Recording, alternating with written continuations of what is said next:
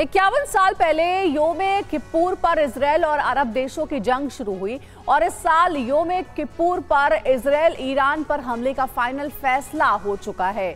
बताया जा रहा है कि इजरायली कैबिनेट ने एकमत से ईरान पर हमलों के लिए मतदान कर दिया है। खबर यह भी है कि इजरायल के इन हमलों को अमेरिका का समर्थन मिल चुका है। इजरायल और अमेरिका के बीच के सीक्रेट समझौता हुआ है और इजरायल फ्रंट पर रहकर ईरान पर हमले करेगा और अमेरिका ईरान में गृह युद्ध की आग भड़काने वाला है। ईरान के अंदर इस 2 फ्रंट वॉर की पूरी तैयारी हो चुकी है। देखिए कैसे इजरायल और अमेरिका ईरान के 4 खंड करने वाले हैं। इजरायल के लिए सबसे बड़ा खतरा है ईरान, क्योंकि ईरान की वजह से ही इजरायल को 7 फ्रंट पर जंग लड़नी पड़ रही है।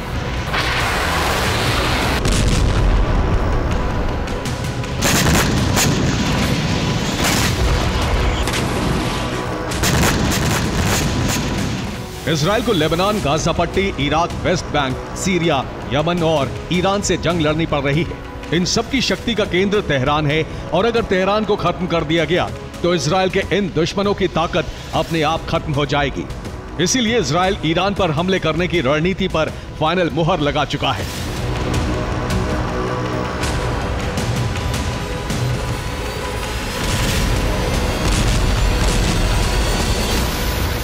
इजरायल ने ऐलान कर दिया है कि प्रॉक्सी ईरान के हाथ पैर हैं। अब इन्हें काटने के बजाय सिर कलम करना निश्चित हो चुका है।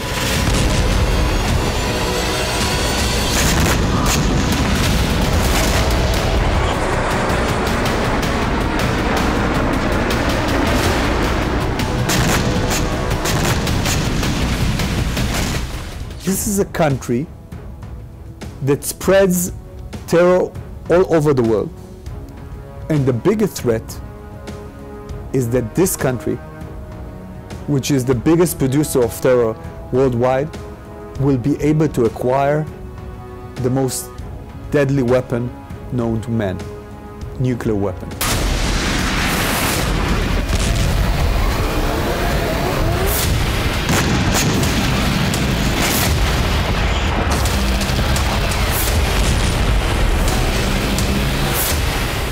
इजरायल में ईरान पर हमले का प्लान तैयार हो चुका है। बीते 24 घंटे में तेहरान में हुई गतिविधियों से बहुत जल्द ईरान पर हमले के संकेत मिल रहे हैं।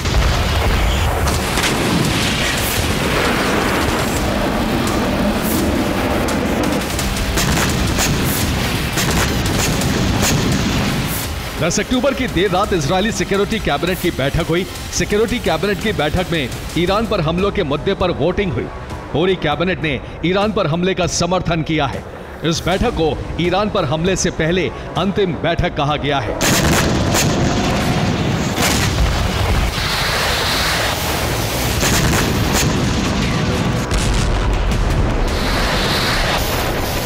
संकेत साफ है कि इजरायल के प्लान में अब कोई बदलाव नहीं होने वाला है। इजरायल के रक्षा मंत्री योआव गैलेंट ने सबसे विनाशक संकेत दिया है।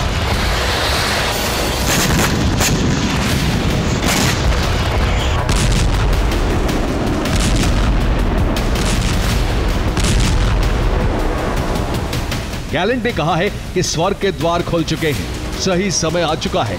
इस बयान का मतलब माना जा रहा है कि इजरायल ईरान के परमाणु संयंत्रों पर हमले करने वाला है।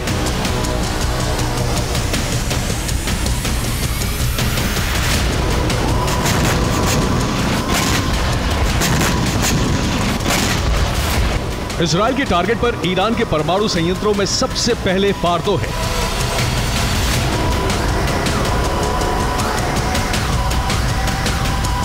ये ईरान का न्यूक्लियर एनरिचमेंट प्लांट है। 2009 से ऑपरेशनल है।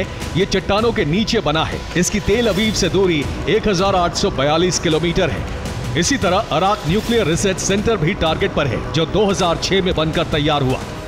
यहाँ रेडियो आइसोटोप प्रोडक्शन होता है, जबकि नतांज न्यूक्लियर एनरिचमेंट प्लांट है, जो 2004 से ऑपरेशनल है। ये एक अंडरग्राउंड प्लांट है। इसकी तेल अवीव से दूरी 2027 किलोमीटर है। इस्फहान न्यूक्लियर रिसर्च सेंटर चीन के सहयोग से बना है। इसमें 3000 से ज्यादा साइंटिस्ट काम करते हैं। इजरायल यहां भी हमला कर सकता है। आगे बुशर न्यूक्लियर पावर प्लांट है, जो रूस के सहयोग से बना है। 2010 से ऑपरेशनल है। इसकी तेल अवीव से दूरी 2072 किलोमीटर है।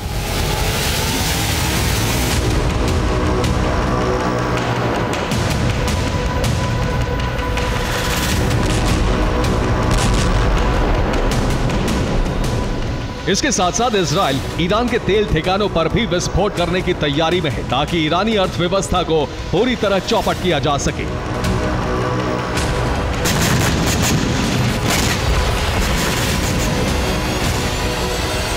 ईरान की 7 बड़ी रिफाइनरी इजराइल के टारगेट पर हैं, जिसमें पहले नंबर पर है अबादान रिफाइनरी, दूसरे नंबर पर है इस्फहान रिफाइनरी, तीसरे नंबर पर है अराक रिफाइनरी, चौथे नंबर पर है बंदर अब्बास रिफाइनरी, 5वें नंबर पर है तेहरान रिफाइनरी, 6ठे नंबर पर है अरबांद रिफाइनरी और 7वें नंबर पर है लावन आइलैंड रिफाइनरी।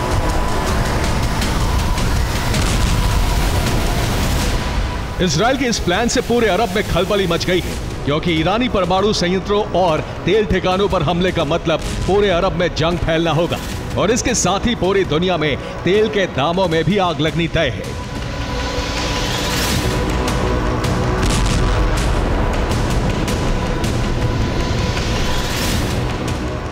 अरब के कई देशों ने अमेरिका से अपील की है कि इजराइल को इस तरह के हमले करने से रोका जाए, लेकिन इजराइल के इस प्लान में अमेरिका भी शामिल है और प्लान सिर्फ इतना ही नहीं है।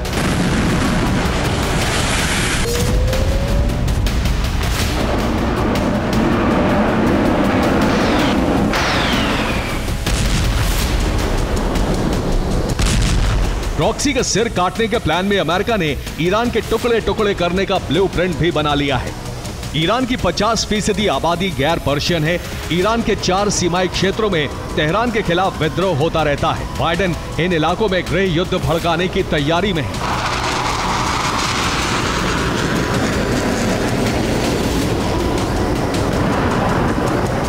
ईरान के इन अशांत रहने वाले इलाकों में आसानी से गृह युद्ध भड़काया जा सकता है। देखिए ईरान के ये 4 सीमाई इलाके कौन कौन से हैं।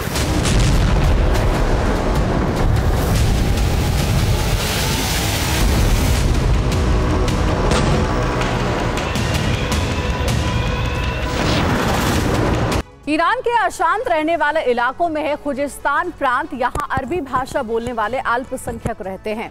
ये समुदाय अरबी कबीलों का प्रतिनिधित्व करता है और इनके साथ सरकारी योजनाओं में भेदभाव होता है। ये लंबे समय से अलग स्वायत्त क्षेत्र की मांग कर रहे हैं। दूसरा प्रांत है कुर्दिस्तान। दुनिया जानती है कि कुर्द ईरान की जंग पुरानी है और ईरान में रहने वाले कुर्द ईरानी आबादी का 10% हिस्सा है। ये सुन्नी मुस्लिम अल्पसंख्यक समुदाय हैं और कुर्दिस्तान ईरान के सबसे कम विकसित क्षेत्रों में से एक है। इस क्षेत्र में तेहरान के खिलाफ कुर्दों के सशस्त्र गुट सक्रिय हैं। तीसरा इलाका है ईरानी अजरबैजानी समुदाय का अजेरी तुर्क। ये ईरान की आबादी का 16% हिस्सा है। अजेरी तुर्क सांस्कृतिक भाषाई तौर पर अजरबैजानी टर्किश मूल के हैं। 2019-20 के युद्ध में ईरान ने अजरबैजान के बजाय आर्मेनिया का साथ दिया था। तब इसी अजेरी क्षेत्र में तेहरान के खिलाफ विद्रोह भड़क गया था। चौथा क्षेत्र है सिस्तान बलूचिस्तान। यहाँ बलूचिस्तानी पहचान का सुन्नी समुदाय रहता है। बलोच लंबे समय से एक अलग राष्ट्र की मांग कर रहे हैं। ये पाकिस्तान के साथ साथ ईरान के खिलाफ भी सशस्त्र विद्रोह में सक्रिय है।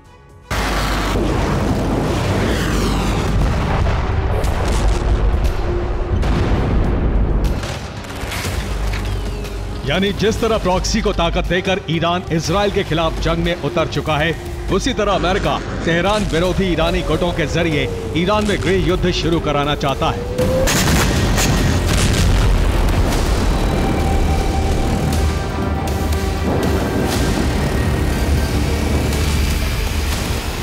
अमेरिका चाहता है कि ईरान को पूरी तरह से शक्ति विहीन करने के अब सिर्फ 2 ही तरीके बचे हैं: तेल रिफाइनरी ठप करके अर्थव्यवस्था तबाह करना और गृह युद्ध के संकट में फंसाकर खमेनी और पेजेश्कियान का तख्ता पलट करना।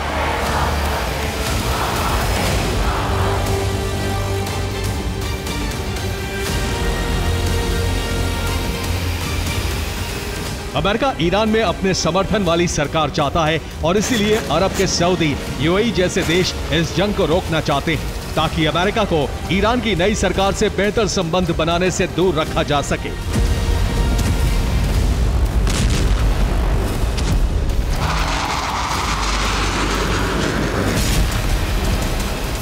अमेरिका और इजराइल के इस प्लान के बाद तेहरान ने भी राजनयिक और सैन्य गतिविधि तेज कर दी है। ईरान के राष्ट्रपति मसूद पेजेश्कियान ने 11 अक्टूबर को तुर्कमेनिस्तान में रूस के राष्ट्रपति पुतिन से मुलाकात की।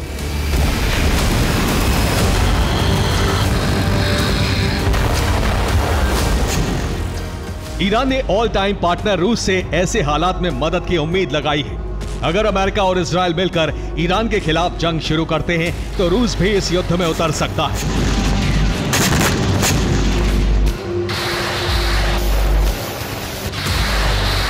अरब सुपर पावर्स का बैटलफील्ड बनने की तरफ बढ़ रहा है।